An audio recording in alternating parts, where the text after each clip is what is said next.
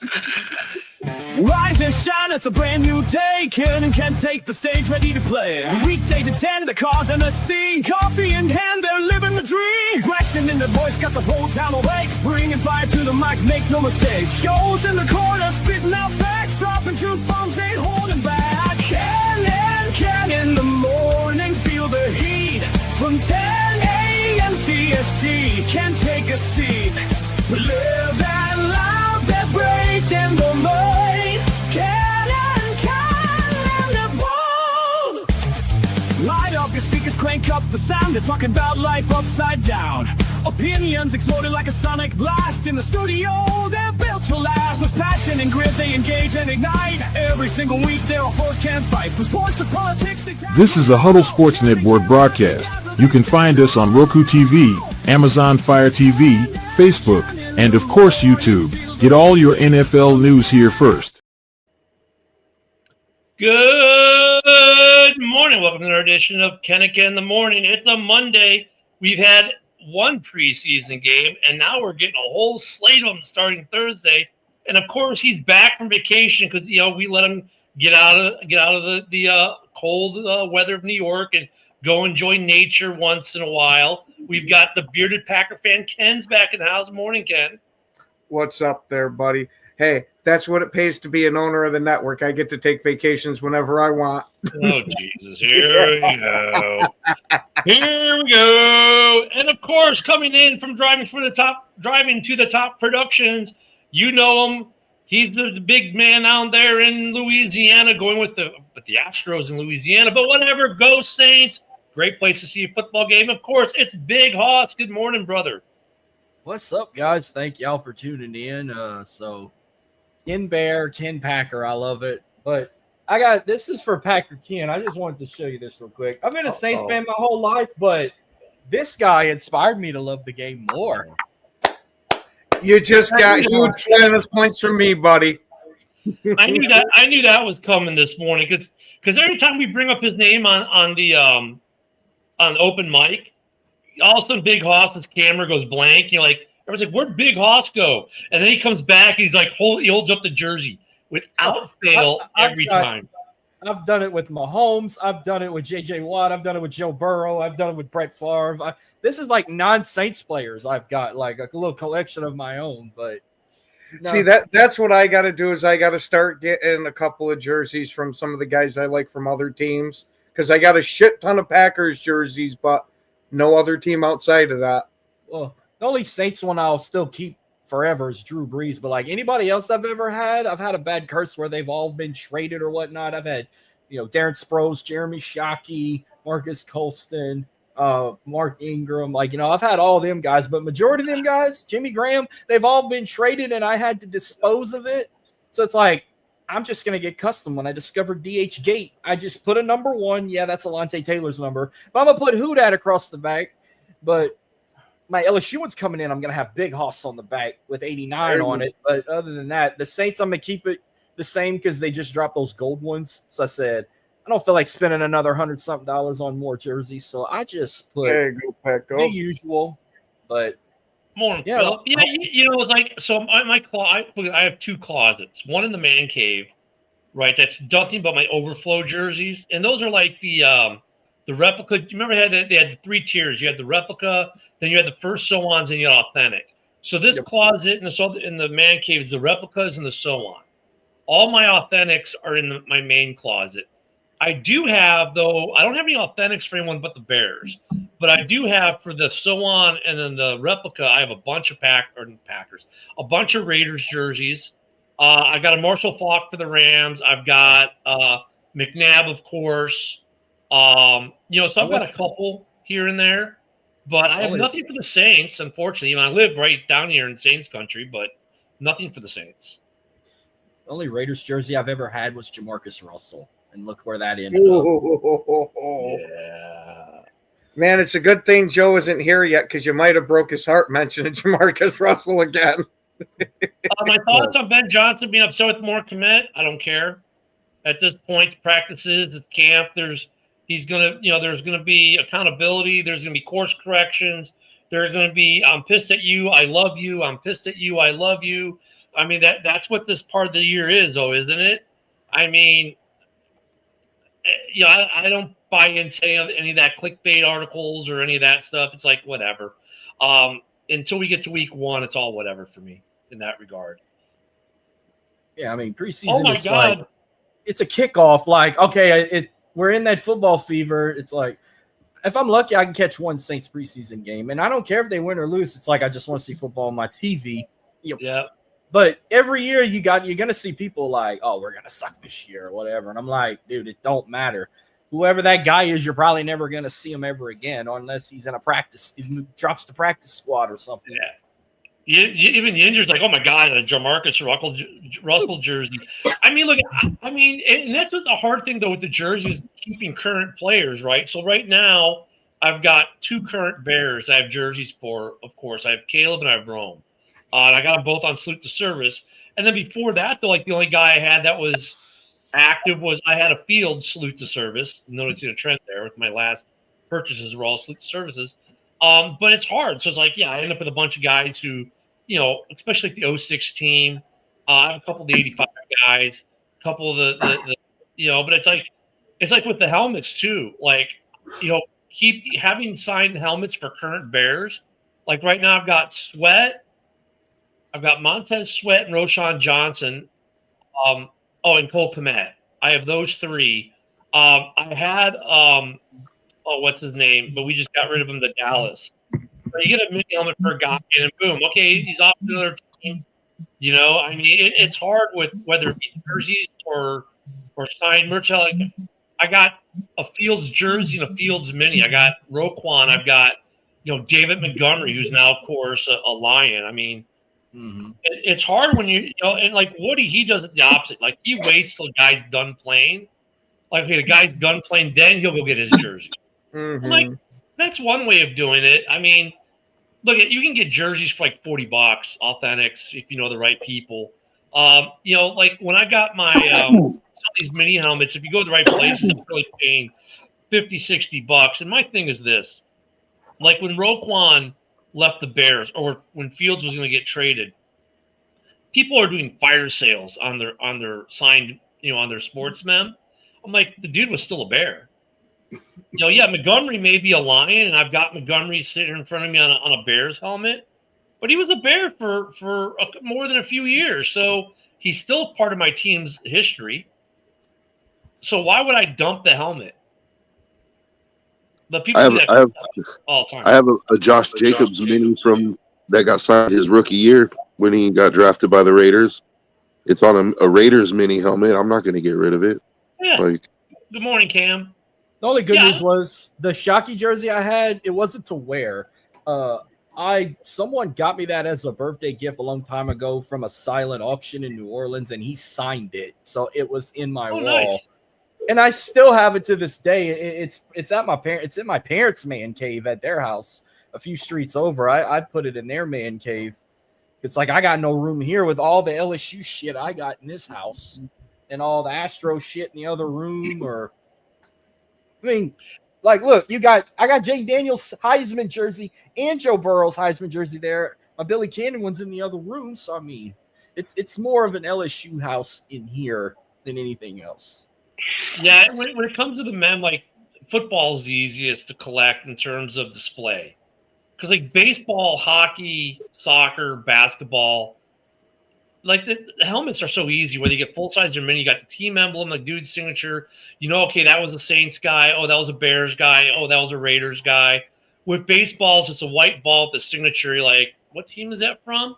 At least with hockey pucks, they'll put team logos on the pucks, or you can get the specialty logo puck, specialty pucks for like, if it was like the Winter Classic or something like that. But it's so hard to keep up with all this stuff. But hey, we got football back, and Joe, Mad Yisner, I think, or not Mad Yisner, I think Justin May, the rapper, on YouTube, now I've said his name correctly for the first time, is looking for you. Should I be worried? Here, well, you know what, Joe? I'll let you decide. Am I supposed to be like scared or something? Like, Joe, let me just put it this way: This guy wouldn't even make the backyard fighting scene. There's Justin May the rapper. Why does he look like a rapper? Why does he look That's like what I said, Joe. That is exactly what I said, except I said it through a bunch of laughter. Why does he look like a divorced dad? All I gotta say is you guys He remember looks like that he's got video? to pick up his grandkids from school. Are you sure they're his grandkids? Yeah, no, we'd never say that you're the rapper, man. No, dude. Hey, you guys remember that video, Dad Life? It came out like 12, 13 years ago, maybe longer. That's what it reminds me of. Except not as cool as those guys, because those guys actually look like decent suburban dads. Oh man, That's crazy. Yeah, and it's always fun when you come on here and troll. And remember, he got so pissed off we didn't say his full YouTube name right. Justin May the rapper on YouTube. Every time we referenced him, he's like, "Oh, you can't call me Justin. Don't call me my government name." I think it was supposed to be Justin may be a rapper. she's changing. Justin isn't a rapper. There you go. I mean, it's Bubbles rapping. Oh my god! And this guy was so mad about.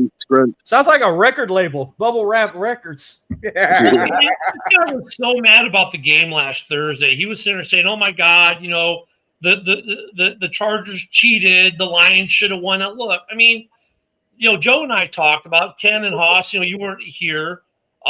Ken, you were frolicking off in the woods doing whatever. We don't even want to know.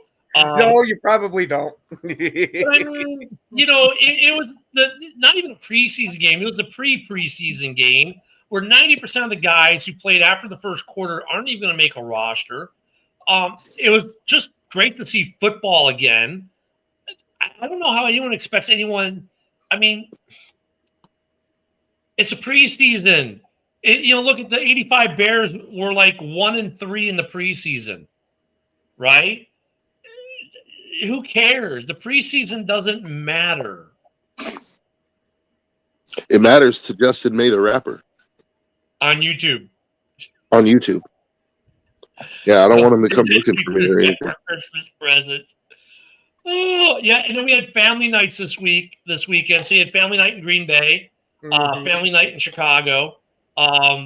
Don't they call it something slightly different in Chicago? Family Day or something like that. Yeah, I remember it being something kind of weird. They all call it Family Day, Family Night. I think that like almost every team. I think the Saints did it. I know NFL Network was at Baltimore's. Yeah, the Panthers do it. Basically, they just get the fans that paid money to buy tickets to go into the actual stadium and watch a practice.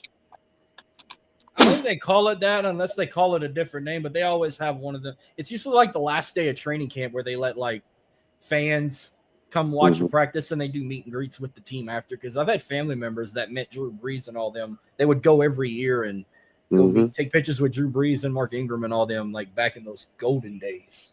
Actually, the Raiders are doing more than one this year.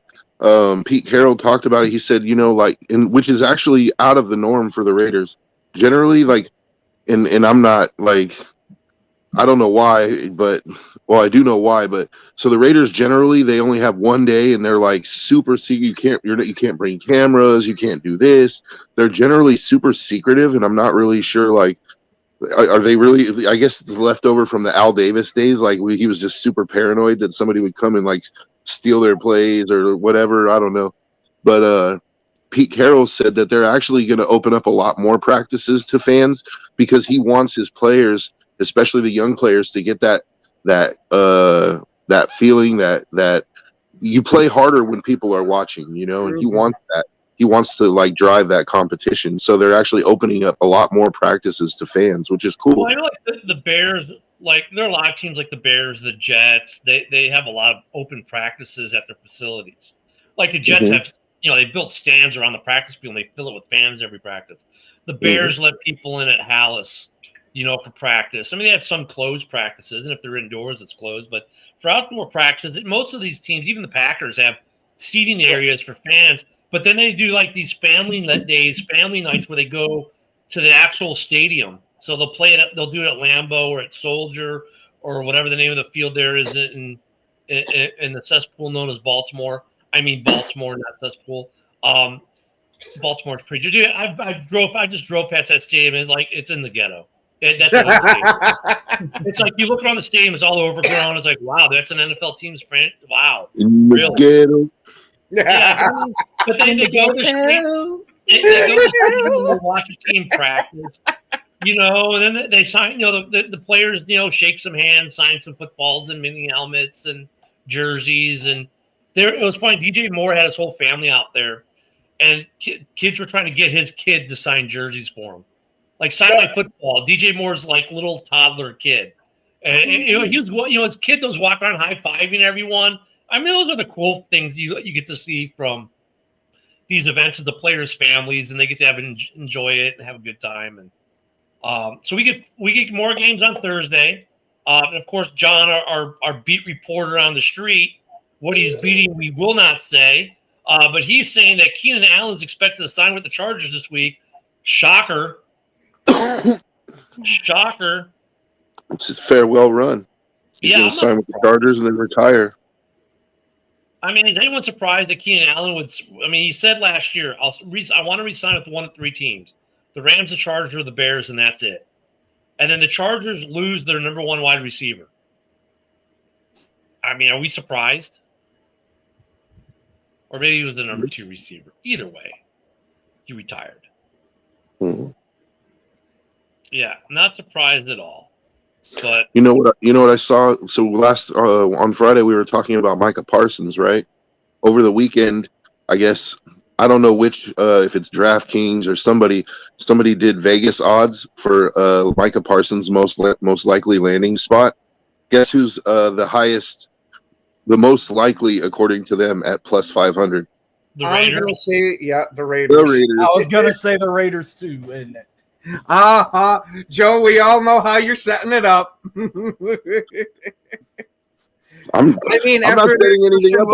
I was just throwing it out there. Just a little tidbit of information that Vegas thinks that the Raiders have the best. Vegas thinks the guy's going to Vegas. Wow. I mean, I don't know. It's not as much of a homer thing for them as you think. Like they're, they get paid for this. Like, they want the money. They want the money, so they actually think like there's that if he's going anywhere else, that they think that the Raiders is a good landing spot for him. Good morning, Motown Mitch. Just trying to manifest it into the universe because I want to see Max Crosby and Micah Parsons on the same defensive line, dude. Like I want to see him playing. Hopefully, it turns out better than Christian Wilkins. Hey, Lucas said he met Mark Davis on Saturday, and Mark Davis said nothing about it, so it must be wrong. Mm-hmm. Well, Luca, that you met Mark Davis on Saturday. Yeah. Mark's very approachable, dude. Yeah. Like I've sat down and I sat down at the bar at the Marriott with him for about a half hour and talked about football. I was drinking Arnold Palmer's, but Mark's a very down to earth dude. We should see if he'll come on the show one morning. If you could get a hold of him, he probably would, dude. Yeah. Well, Joe, you talk to him. You say, hey, remember we talked at the Marriott? You want to come on the podcast with me one morning? Yeah. You know what? Speaking of that, since Mark Murphy is retired from being the CEO for Green Bay, I might be able to because we are from the same hometown. Oh, there I'll we give go. him a shot. What's the worst that happens? He doesn't answer. Oh, that's right, because Luca was at the Hall of Fame. He went to the Hall of Fame. That's right. Yeah. Yeah, okay, he was there for the induction for Eric Allen. That's right. Yeah, I forgot Luca went to the Hall of Fame. Mark's a very nice dude. Like Yeah, I seen something about this, and then he said if he's going home to Pennsylvania to play, it ain't going to be for the Eagles. It would be for the Steelers. Yeah, but once again, it's like with the Bears talk, right? And like we talked about this on House Hall, Woody and I did yesterday. I guess yesterday was Sunday. Hey, I'm retired. I barely know what day of the week it is most. Don't even ask me what the date is. Well, I can look at the computer and see, but don't ask me. I don't know usually. But we were talking about this, and like, for looking for Pittsburgh, I get it. Like, what a dream matchup, right? Micah and DJ, wow. In Chicago, like, oh, wow, this would be the other edge. We'd have Edge and Montez. Wow, great. If you're just giving up draft picks, cool. I mean, I don't have a problem with it. I don't think, Steeler fans would, hey, give up a first this year, first next year, maybe swap a third for a fourth, something like that, whatever that, the compensation would be in a trade, I don't think that's the issue, right? Most fans even the GMs be like, yeah, I can live with that. I get the generational talent who's going into his second contract at a young age, so he's a young guy. I'm going to get 5, 6, 7 years out of him. I can give up 2 first-rounders and something else for him, fine. The problem for both teams is, how are you going to pay the dude? Like, for the Bears this year, Micah's $20 million. Okay, we have $15 million in cap, roughly. So we're $5 million over the cap right now, which means someone's got to get restructured now. For this year. For next year, he wants like almost $40 million a year. Right now, you're negative $9 million if you're the Bears. You got to come up with $50 million, man, just to sign him and not be over the cap. But, oh, wait, you have 0 safeties on contract for next year, 0 backup quarterbacks on contract for next year. You're getting $20 million maybe in a cap bump, so you're still $30 million short in 5 players. I'm just saying. And I know Pittsburgh, they just spent big money on TJ. I don't think they have that kind of money just laying around right now. However, the Raiders have almost $90 million in cap space next year. I set you up for that one. So the Raiders, they can, and they have like $40 million or $30 million in cap right now. So the Raiders could afford to go and get Micah Parsons. There's really nothing stopping them. And all Micah needs to do is say, hey, I want to be a Raider, and I think we can make it happen. Yeah. To Yizer's point here, I got to say that I don't know how the hell Jerry just doesn't leave a briefcase on the other side of the desk for him and say, all right, what kind of contract can we negotiate and put on the books? And I think you left your briefcase here, buddy. Well, and like I'm sure, Hoss, I'm sure you saw some of this weekend too. There was that big post that Micah did, that big dump, where he was talking about, I won't be a part of negotiations without my agent anymore, and I can't be in Dallas anymore. And I'm sure you saw all that. I mean, I don't know how they do sign, or even they do sign him. I mean, it's not like, I know money cures a lot, but does it cure that much? I don't think it does, but I mean, is the scenery that bad in Dallas? I feel like this is something usual every year. There's always that one that's like, oh, I can't wait to get to work with Dallas, and then by the start of preseason, it's like, oh, okay, I don't want to be here no more. I want my contract out. I want to go here and there. It's like, I don't know what's going on in Jerry's world, but it's always something dramatic in the entire football world outside of Dallas. Points and laughs like, ha ha. Yeah, I think that's the problem, Big Hoss, is even Jerry doesn't know what's going on in Jerry's world anymore. Here's my thing, here's my thing, and I despise the Dallas Cowboys with a passion. Dallas ain't gonna be what they were in the 90s until Jerry Jones is gone. You get a new ownership and restart over from scratch, you could probably cook in Dallas, but it's Jerry Jones. This dude is as old as he's catching up with Lee Corso, and I love Lee Corso, but he's got to go. So the user's point, the Steelers currently have $19.2 million in cap. For next year, they have $32 million as of now, but there's only 47 people on the active roster, which means they have some holes to fill, right? So, not $95 million in cap. Sorry, money clears. Hey, Big Hoss, but I got a question for you. If you get rid of Lee Corso, who's going to wear the mascot heads every Saturday? I think they need to retire it, because as much as I said I wanted Pat McAfee to do it, maybe they should just retire it, because that's great, Paul. The Duck Dynasty cast. I'm sober, Joe Rogan. What does that make me? You're part of the Duck Dynasty cast with us, man. Yeah. Does that? That don't make me sigh, does it? And before I forget, hey, happy birthday, Hoss. Thank you. Hey, happy birthday, man. I'm in my Jerome Bettis years now. I'm 36. And the only good athlete I can think of that wore 36. 36 seems like so long ago. I always do that every year. Like I compare an athlete. Like last year I was 35, so I said I was in my Justin Verlander years. The year before that I was 34. I was in my Shaq years and all that. I got a nephew who's in his Jaden Daniel years right now. I got a godchild. I got one godchild. She's in her Brett Favre years, and I got. I know there's a lot of great athletes that wore number 3. I got a 3-year-old niece. I'm trying to compare what's a good athlete that wore number 3 outside of like I think I said Babe Ruth. She's in her Babe Ruth years, but yeah. See, for me, they're just anniversaries of my 21st. So this will be my 32nd anniversary of my 21st this year. I'll see in your Honey Badger years for that. Okay. Yeah. Let me see. I'm not quite in my Brian Urlacher years yet. I'm getting there though.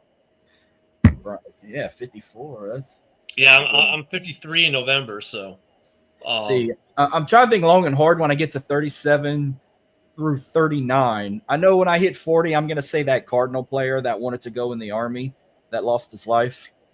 I was going to say him. When I get to 42, of course, I'm going to say Jackie Robinson when I get to 42. 41, I could say Alvin Kamara. So I'm on track. And I don't even want to get to my 40s yet, and I already got the 40s on track. Okay. Yeah, I mean, look, but even for the Steelers though, you have to move. Micah, you got to move money around for. Trey, you got to do the same thing, right? There you go. Number 3s. Yeah. There you go. Alan, I go with Iverson. You got to go with Iverson at 3. Although, I'm sorry, you just got to go with AI. The guy could have 2 broken legs and would still try to play. See, all this got started whenever I turned 23. Someone told me, bro, you're in your Jordan years now. Cheers. And then I'm like, yeah, I'm like 23. Michael Jordan was 23. That's when it all started. You know, when I turned 24, I was in my Kobe years. 25, I said Reggie Bush for the Saints. Morning, Josh. And I kept going from there. Josh, there's only one nation. Oh, here we go. Who that nation? No. No. You got one team that started that, and then there's 31 other teams that bid it. Hey, I'll tell you what. Of all the Twitter verses we go to, Raider Nation is the biggest. I will say this. If I can get another Raiders jersey anytime soon, I'd get Ashton Ginny. Because I loved him at Boise State, and I know he's going to be a badass this upcoming season. And I'll give it to you. Allegiant Stadium, I've been to Vegas before, but that wasn't a thing yet. But if I ever go back, I want to go see. That place looks legit outside. It looks like a Death Star. Oh, I saw them building it because I was going to NTC, the National Training Center. That's what they call it. They call it the Death Star. The Death Star, and I would see they were building the Death Star, and it looked super cool when I drive past all the time. I just want to go do it. I gotta go see a game there. I need to see a game. I haven't been to a Raiders game. I think the last Raiders game I went to was in St. Louis. I had field passes. So I was on the field wearing a Rich Gannon. I think I had my Gannon jersey on for that one. And I have a picture that I have to find. It's a hard copy somewhere because it's before digital, obviously. I have a picture of Gannon standing with Tim Brown, Jerry Rice, and Phillips. The 4 of them just standing there on the field together. I think that was the last Raiders game I went to. I almost went to the LSU USC matchup last year, but a good thing I didn't go. I mean, I just want to go in it in general, whether if it's a football game, a concert, a UFC fight, if they start doing that, and a boxing matchup. I mean, I'll go see something there. But no, I will say this for Joseph, since he's in the Raider Nation. When we did our open mic on greatest Raider of all time, I think I don't know who a lot of people mainly said, but I think I was the only one that said can't stop Bo Jackson. We talked about Bo the other day about his Hall of Fame prospects. You know, if his career hadn't gotten cut short, Bo was a beast, man. In fact, that was one of the things when I was collecting. I chased the Bo Jackson forever, and as luck would have it, my first Speed Flex I won was a Bo Jackson. So I got to check a bunch of boxes all at once with that Bo Jackson. Yeah, Marcus Allen was great. Timmy Brown, love that guy. Yeah, I almost said Marcus Allen, or almost said Kenny Stabler at one time. Yeah. There's been a lot of great Raiders. We got a lot in the Hall of Fame too. Charles Woodson. So today we're going to start seeing some good things, though, gentlemen. Joint practices are starting to pop off around the league this week. The Bears are practicing with the Dolphins this week, for example, and then of course we play them this weekend. But a lot of joint practices are popping off. This is where camp's going to get interesting. Are the Raiders doing a joint practice this week, Joe? I don't know. I haven't heard about it. Can the Saints afford to do a joint practice with anyone these days, Boss? I'm actually looking it up right now to see who the Saints are doing this week, if there are. Yeah, Green Bay has the Jets this week. I don't think the Saints are doing a joint practice because it starts tomorrow, and all they got tomorrow is Rams, Cowboys, and Colts and the Ravens. I haven't seen the Saints on this list yet, so maybe they're not doing one.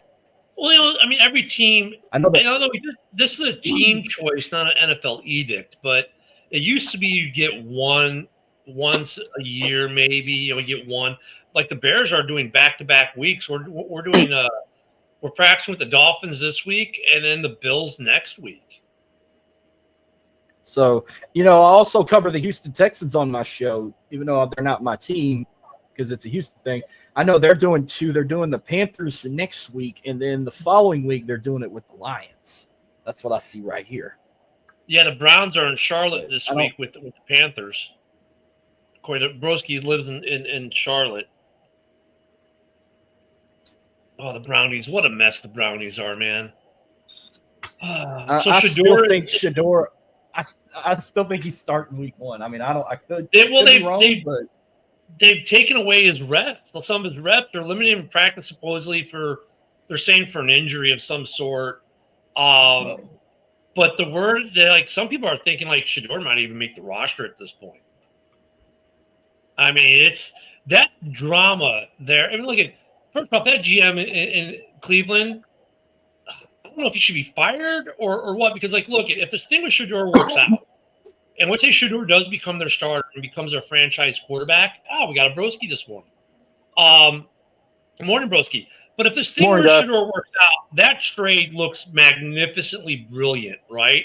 Because you take the guy that everyone said was going to go 2 overall, you get him in the 5th round, taking that number 2 pick, and getting a haul of picks for it, and still getting your quarterback.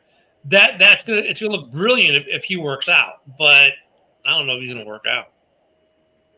Yeah, everything I'm hearing out of Cleveland is Dylan Gabriel and Sanders are really struggling, and it looks like Pickett's going to be their starter. Yeah. Pickett's the old man. They're giving a lot of reps to the old man, of course, because he's the old man. Yeah, I'm letting Grandpa Joe run that thing. I'm not giving my reins to my franchise to Kenny Pickett. Well, and with Pickett, when Pittsburgh took him, it was the as we found out last week on Driving to the Top open mic, was the reason they drafted Pickett is they didn't want to have another Marino situation. And that made sense, right? If you guys don't know what I'm talking about, Marino went to Pitt. Yep. The Steelers passed on him. He goes to Miami, Hall of Fame career, right? Now you've got another good quarterback coming out of Pitt. You're like, crap, we can't do this again. So they took him. I think the word good was arguable. Honestly, I think that did play into it a lot.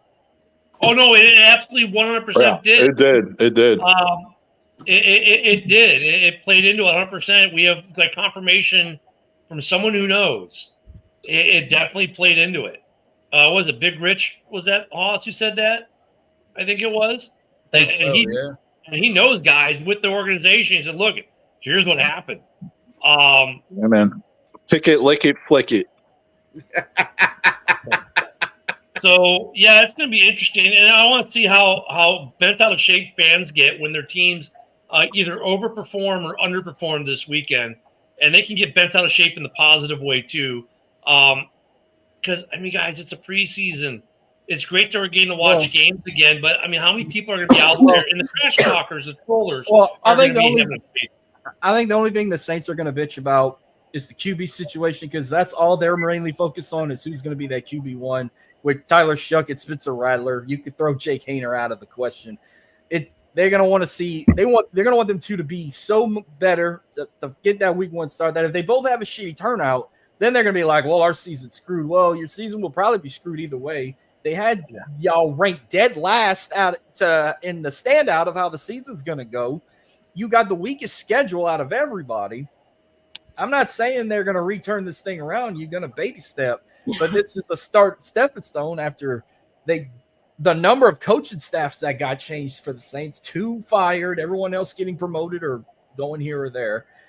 Give them about 3 years, they could be a decent team. But this is a rebuilding year, and hey, if they make the wild card, then hell yeah. But this is the beginning of the strip down. You don't look at this is a team. Look, they have $20 million in cap. They're kind of getting out of cap hell.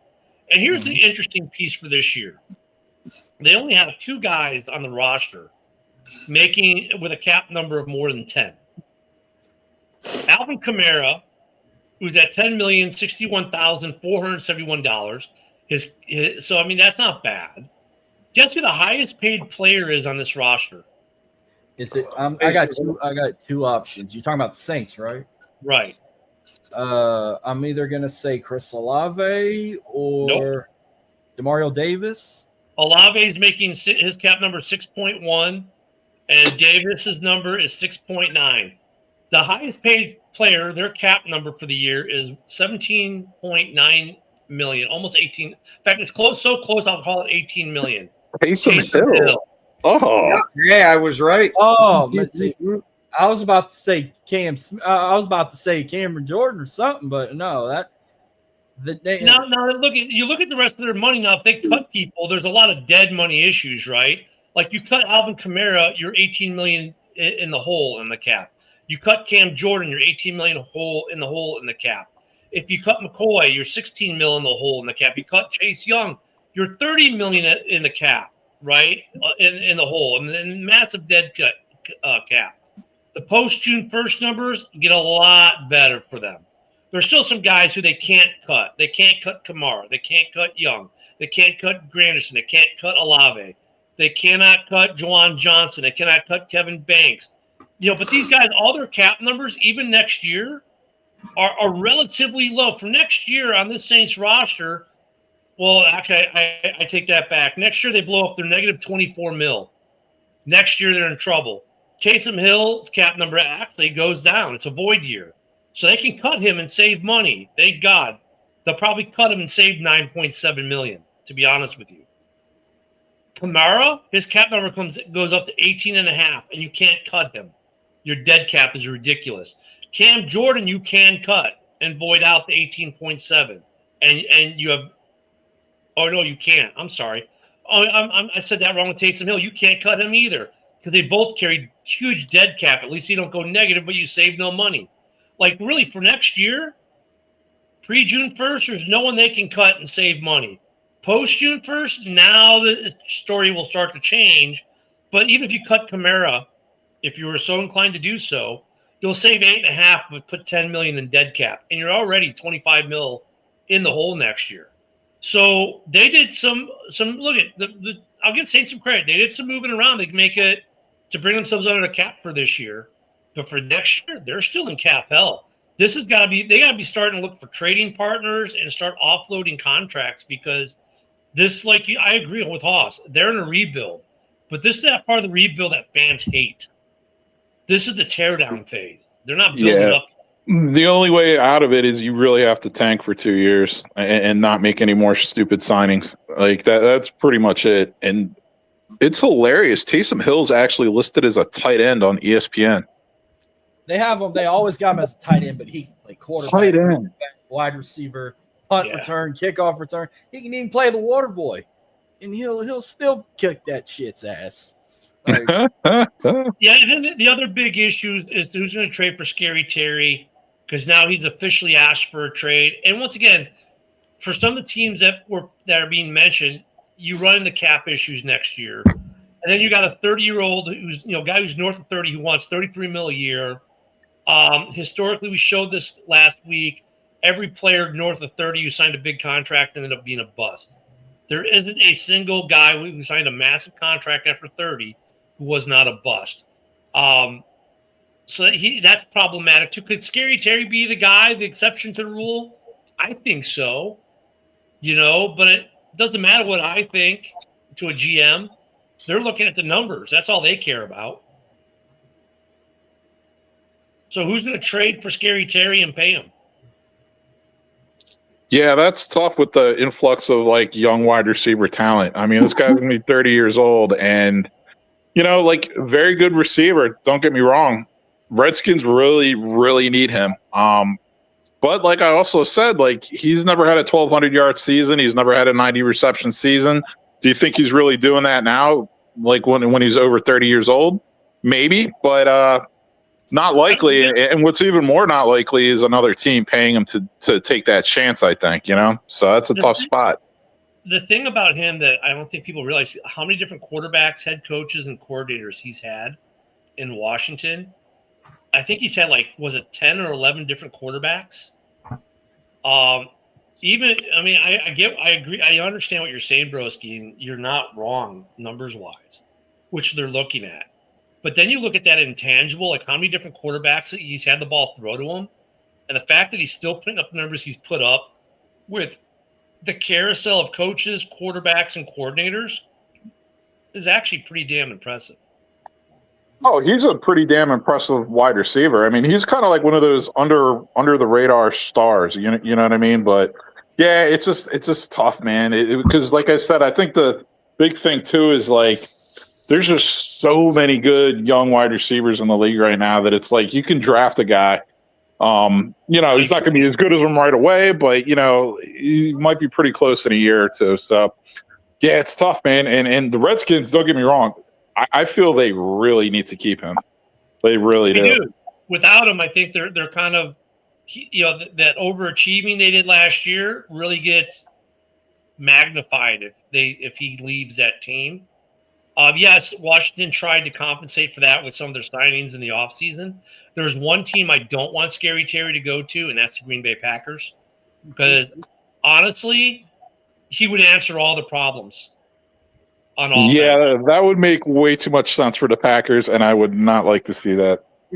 Yeah. I mean, I only have two. If he goes, I only have two teams in mind. I mean, one, they were both out west. I mean, if he goes to the Chargers, him and Trey Harris would be a huge upgrade together. Now, Joseph might have to question me on this, but if it's say he goes to the Raiders, I'm not saying they have one of the worst wide receiver rooms, but after getting rid of Devontae Adams, that would be a good fit to go with like a Jacoby Myers or something. Like that would be a great fit, having Jacoby Myers and McLaurin to get playing together for the wide receiver room. I've been saying it since he asked for a trade. Like, I would personally, I'd be down for it because I know he's on the wrong side of 30, but I actually feel like Terry is going to be one of those few receivers who actually stays productive till he's 33 or 34.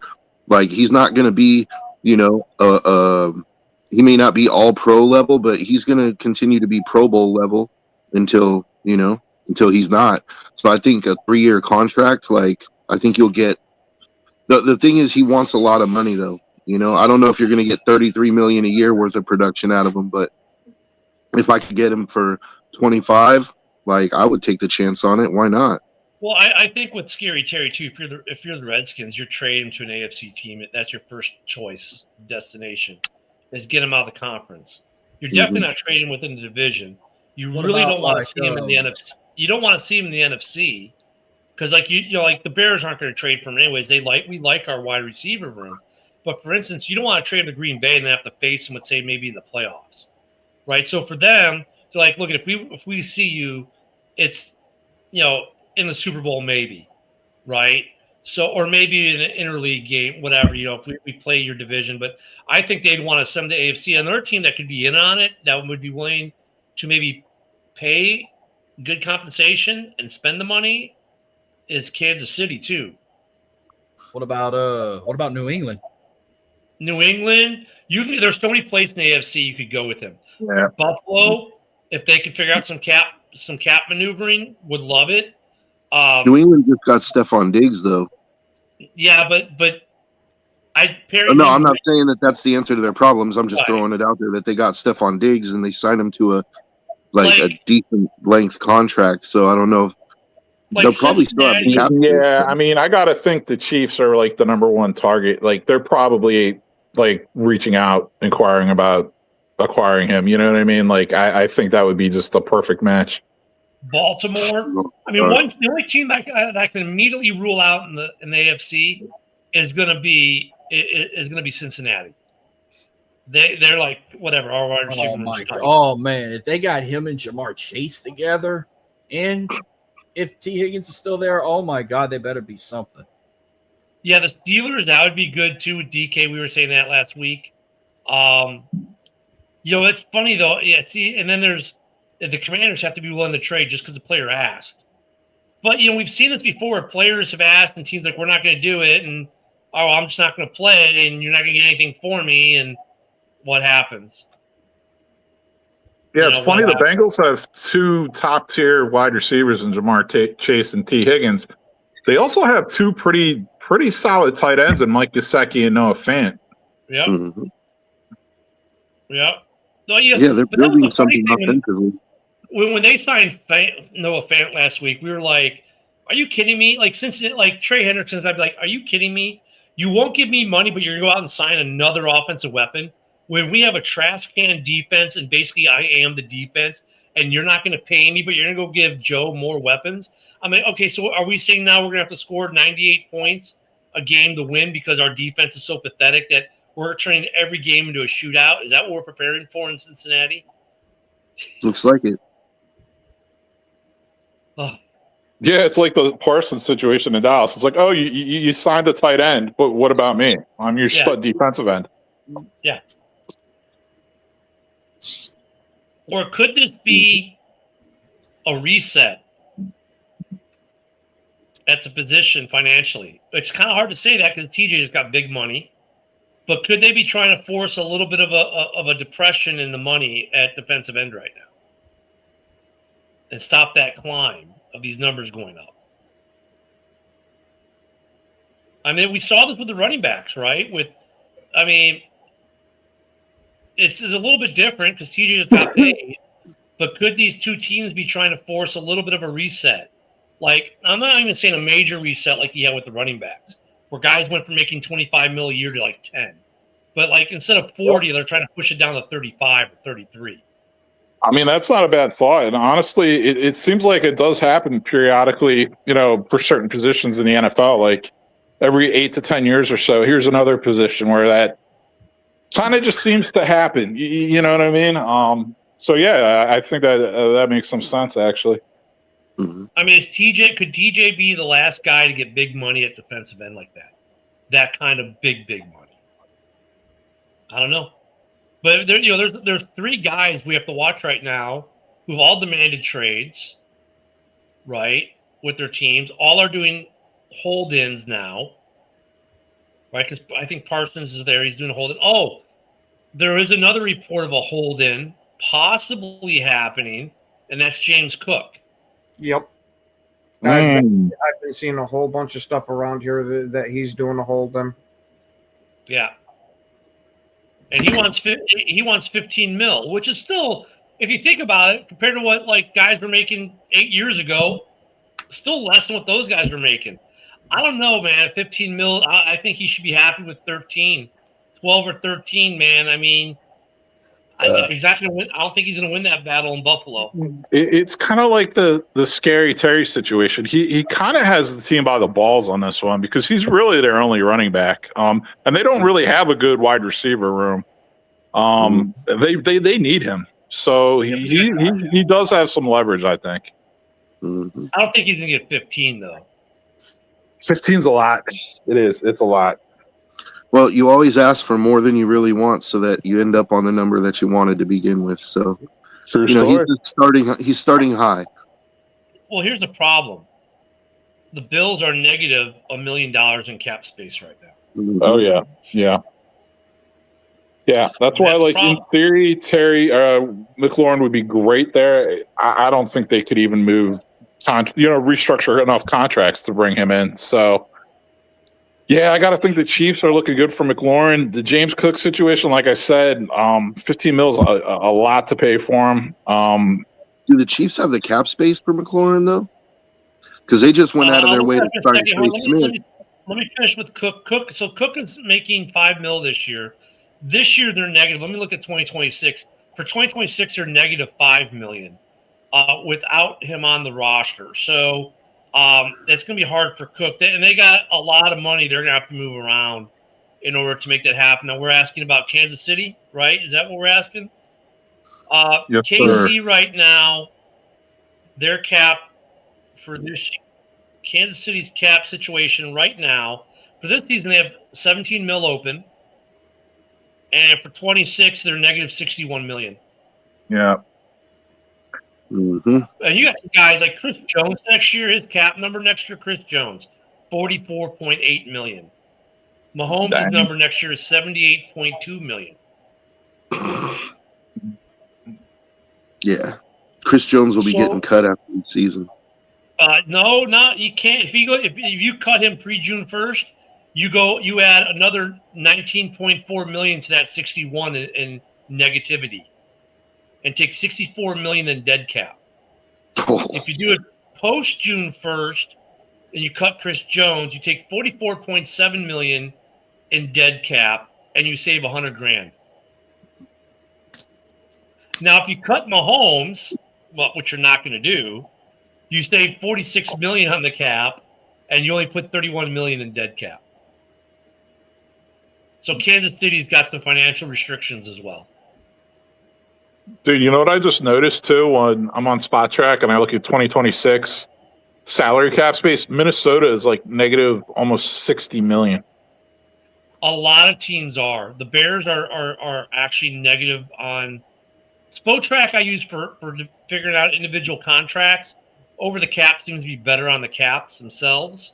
But according to Over the Cap, the Bears for 20 right now have 13 million available, and next year we're negative 9.5, we'll call it. A lot of teams are in that negativity for next year. But remember, we're going to get our 20. Some of these contracts when they did, the teams they kind of factored in a little bit of the annual raises that the teams get. So right now the Bears are fine for what they've got on their roster plus their draft picks. After that, though, for next year, we're still short 4 safeties and a backup quarterback. So Terry to the Texans, that could be interesting, especially with Tank Dell going down. And they might have some money. Let me see what their money is. It's not a bad thought. Let's see here. I think the Texans have cap issues, though. But I thought the same thing, that Terry would be a good fit there, especially, with Tank Dell being, who knows if he's going to come back the same player. The Texans have 14 million. The Texans have 14 million for this year. Sorry, Joe. 14 million for actual call 15, and they got 8.5 for next year. So they're one of the rare teams that's not negative for next year. So they'd have to move a lot less money around. Now do the Raiders. Oh, you guys got way too much money. Yeah, Joe does this because he knows they've got like. Joe, you're funny. 37.7 million this year, and next year they have 100 million. Woo! Loading them guns up, baby. You can buy you a condo. You can buy you a Cuisinart. Raiders, like you go to Jerry, say I'll give you 2 firsts and a third, and you give me Micah and a 5th, right? Raiders, I think they'd make that trade all day. I wouldn't want to give up 2 firsts and then have to pay him $40 million a year. I'd try to get it for a first and some change. But if he was absolutely dead set on 2 firsts, I'd probably give it to him. But I would try to at least haggle a little bit under and be like, look, dude, I got to pay this dude because you're not willing to, and I got to give him a freaking market setting contract. So, you want 2 firsts on top of that? That's a little much. And the Raiders aren't even carrying $54 million in dead cap this year. They're carrying dead cap on Devontae Adams, Jimmy Garoppolo, Christian Wilkins, Gardner Minshew, Andre James. Those are the big $7 million plus ones. For next year, I don't think I don't think they have any dead cap for next year. Oh no, we do. The Christian Wilkins contract. Oh yeah, Christian Wilkins. Oh yeah, they're carrying. And look, they have all that money, and they're still carrying almost $30 million in Christian Wilkins dead cap. Now that may go away if they win. That may go away though. Or no, that may come, or will go higher. It depends on what goes on with the appeal and all the grievances and that. So that, but they still, even with that, have $100 million. It's ridiculous. I'm just saying, like, if the Raiders were so inclined, they have the money that they could go and they could get Scary Terry and Micah Parsons if they really wanted to. I mean, we wouldn't have any money left after that, but like. Let me address Dorn's comment here. You can have all the talent in the world. The Bears had all the talent in the world last year. But if you don't have the coaching to coach that talent, it doesn't matter how much talent you have. If you got a coach, you can't manage a clock, so you lose a game that way, or can't, make dumb calls, can't you have good offensive weapons, but can't design an offense to get the ball to them, or scheme an offensive line to protect the quarterback. I don't care how good your guys are, you're not going to win games. Bears are not the first victim of this, by the way. Just the most recent. Maybe that changes this year. We'll see, Dorn. We'll see. We'll see how the season goes. But the Raiders can make some noise if they want. I think the Saints have to kind of look to shed contracts and trade people away. I think they're going to be selling this year at the trade deadline. Well, I mean, they've been keeping this team together through cap magic for years, since the Drew Brees years, and now it's like the bill has finally come due. And honestly, like, they should have done it 2 years ago. Like, it's like, just might as well just start over. You're just preventing your fan base from getting excited. You're trotting out this same team that you can't afford. They should just play an all rookie team. You know what I mean? For a year. Here's your Dorn comment of the day, Broski. I know you feel better now. well, that's slightly adjacent. Let me make sure I get the real comment. Exactly, guys. Exactly. It's like, it's close. It's close. I still don't feel the love quite yet. Okay, Broski, Caleb's a bust and will always be a bust. Do you feel better now, buddy? How big of a bust? Oh, the biggest bust we've seen since Marcus Russell. Only Dorn knows what to say there. Only Dorn's words can soothe my soul. Caleb Williams is a huge bust. Huge bust. You see what we're talking about here, Hoss? This is the Daily Show, and I want to thank Hoss for coming on. I want to thank Hoss for coming on, brother. The link is good every day, the one I sent you. So feel free to come on anytime. Why don't you, before we run out of time, why don't you tell people where they can find you at? Oh, geez. Before you do that. All right, Hoss, where can these fools find you at? Be careful, though, because Dorn might follow you around. Well, this was fun. Thank you for having me on. I was off today because I'm always working Monday through Friday. So when I get a good chance to not have to work and take a break, I'll come tune in for a few minutes and listen to y'all yabber and talk shit about that wannabe rapper and whatnot. But you can find me. Sanders? No, not this one. Oh, okay. I'm at Big Hoss 337 on X. I'm also on Instagram, Facebook. Subscribe to my YouTube channel. I got a show also on Drive to the Top Productions called On the Go, where I cover teams across I-10 from Houston and New Orleans. Basically, I'm not ludicrous, but I got teams in different area codes. But you can find that show on. You can find that on X and Instagram at OnTheGo_TXLA. I love that song. We'll have to get out and talk some soccer one day. There's been some good soccer stuff. Of course, the big news is a certain player coming from my favorite German club is coming to the MLS. We'll have to talk about that here shortly. And for Broski, because I guess you missed it, I'll show you who we're talking about. Oh, God. Why you got to burn the fans' eyes out multiple times? Justin May, the rapper. Is it because they like my handsome face? Whoa. You know who he reminds me of? Paul Giamatti. I'd say what he reminds me of, but we would definitely get canceled for it. Like Paul Giamatti was featured in the Bigfoot videos. Hey, tomorrow Could we actually watch? Could we actually watch one of those videos? I want to see if he could rap. Well, I'm gonna break the news to you already, Joe. No, we can't. But Who's this person? Justin who? Justin May, the rapper, he was picking fights with Joe last Thursday after the Lions got cheated out of the Hall of Fame game victory that he said they deserved. But anyway, guys, we're out of time. Unfortunately, the hour goes quick when we're having fun. Don't forget to join us tomorrow. Ken's going to be mad at me because we're already 4 seconds over. Everyone, have a great day. Thank you for the comments. Thank you, everyone, for being on the house. Beautiful to have you, brother. Stick around for after the show. We'll talk to you all tomorrow. Bye.